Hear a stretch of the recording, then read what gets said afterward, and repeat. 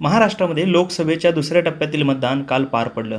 यामध्ये सोलापूर लोकसभा मतदारसंघाचा देखील समावेश होता। यावेळी या लोकसभा मतदारसंघातील उमेदवार प्रकाश आंबेडकर आणि काँग्रेसचे उमेदवार सुशीलकुमार शिंदे यांनी ईव्हीएम मशीन हॅक झाल्याचा आरोप केला।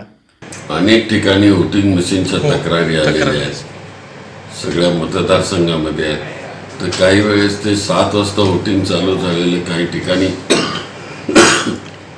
9, 9:30ला चालू झालेलं आहे। आत्ताच एक कंप्लेंट आली की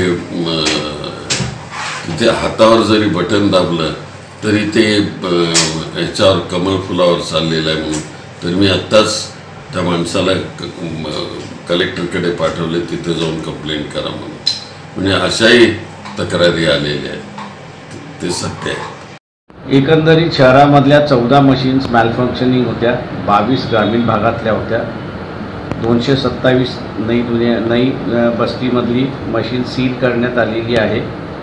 त्या मशीनमधलं कुठलंही बटन दाबाचं ते BJPला जात होतं। अजून 3 मशीन्स अशा सील केलेल्या आहेत की ज्याच्या मतदान केलं की BJPला जात होत्या। इलेक्शनच्या नंतर त्या मशीनची असताना चौकशी केला जाईल आणि चौकशी आम्ही करायला भाग पाडू, एवढं मी सांगतो। मात्र त्या आरोपाला उत्तर देताना जिल्हाधिकारी यांनी हे सर्व आरोप धादांत खोटे असून अशा प्रकार कुठेही घडला नाही, याबाबत त्यांनी याची स्पष्टता केली। अशी कुठलीही बाब निदर्शनास आलेली नाही आणि हे जे म्हणत आहेत की एका चिन्हावर बटन दाबल्यानंतर कमळाच्या चिन्हावर जातं, ही सर्वथा चुकीची बाब आहे। ही दिशाभूल करणारी बाब आहे। मी निवडणूक निर्णय अधिकारी म्हणून मी स्वतः खात्री केलेली आहे आणि त्याच्यामध्ये कुठल्याही प्रकारे EVM मशीनमध्ये कुठलाही दोष आढळून आलेला नाही।